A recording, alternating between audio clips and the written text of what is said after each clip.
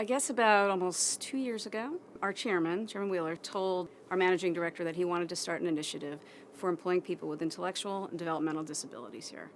And I was asked to take this project on and see what we could do. We thought about this and we thought, well, we haven't really done much in this area. Let's try an internship program.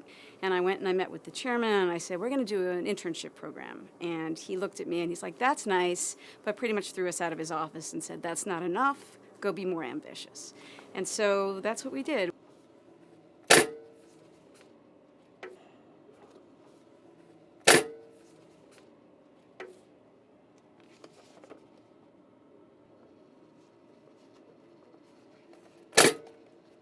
These are what comes into the database to let the FCC know that the parties involved have finalized the sale of a license or the transfer of a license. And I go through a couple of steps to update the database to let the FCC know that, yes, it's been consummated and accepted on our end, and it lets the other end know that we recognize that. I've worked at the Arc of Prince George's County and the Developmental Disabilities Administration. I was very excited about the job and honored, actually.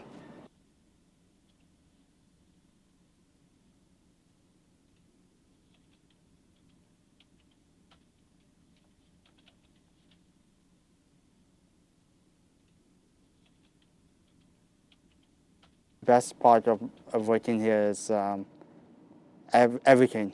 Like I like to send papers, sort mail, whatever they assign to me, it's best to me. That's what we have. I worked for the Park Service before I came here, and then after that I worked for DLA, it's a Defense Logistics Association, and then I worked for a groundskeeping company, and all that was like surrounded by like government outreach disability program. So this is like my fourth government job, you could say. So. Yeah, I mean, it was hard to find a job. I mean, I guess it's hard to find a job for people with disabilities in general.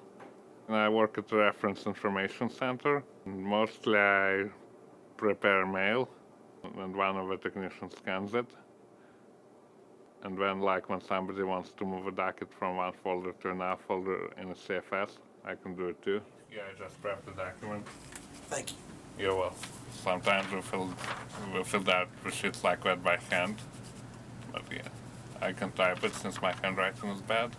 Whoever would talk to us, we spoke to. And we got a lot of good guidance on how to go about this. Things like, don't create an enclave. Don't create a space in your building where your new employees will all work together. Have your new employees work throughout the agency.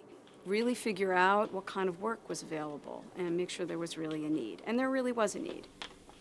Bingo. I knew that Shanika would do really well here. She's just so calm and easygoing. And I knew that she'd be very teachable. Shanika had to learn where every single conference room was in the FCC. And we had to kind of go to each conference room and make sure that they had everything they were supposed to have. The clocks were all working and the chairs were in place and everything was trash cans. Everything was in place for every single conference room. And Shanika, after a few times, you were able to go by yourself, right? Yes. And that was pretty cool. And believe me, the FCC has a lot of conference rooms. But the thing that impressed me the most was that Shanika, we had to walk a lot. She's a very fast walker.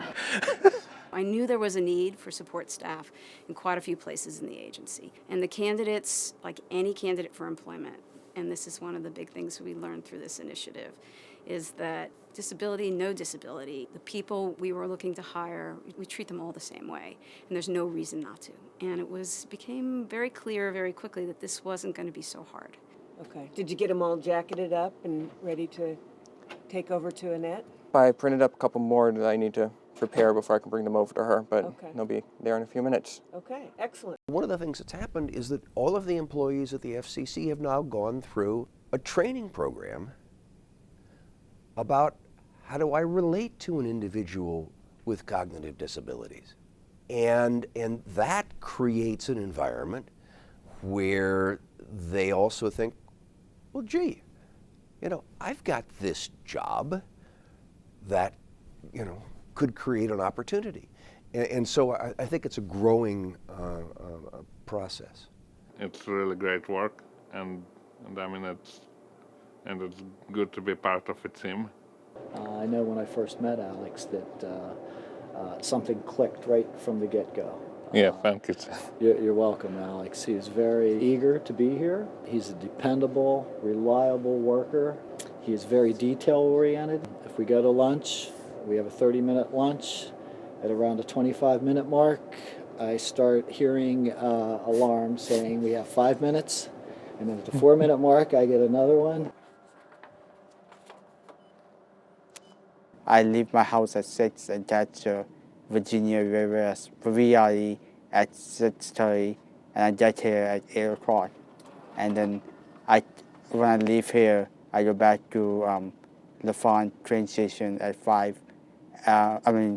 Catch 5:20 train to get home at almost 7 o'clock. And then I get home, and that's my day, all day here or commuting.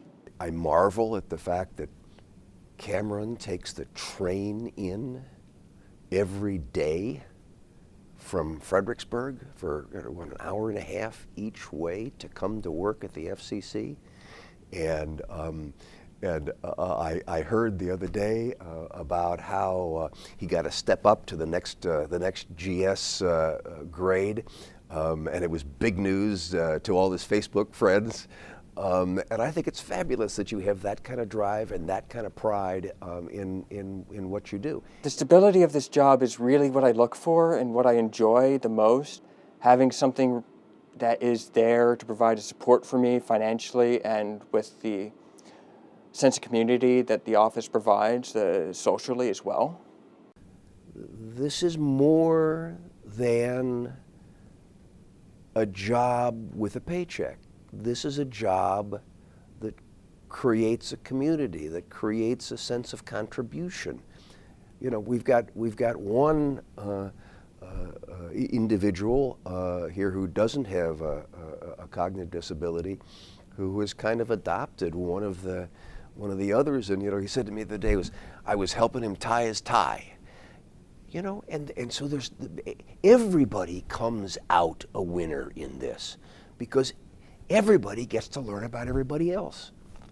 It's kind of that simple. It's just doing something with your life, making your own money, that sense of responsibility and independence. And you've made it, I guess.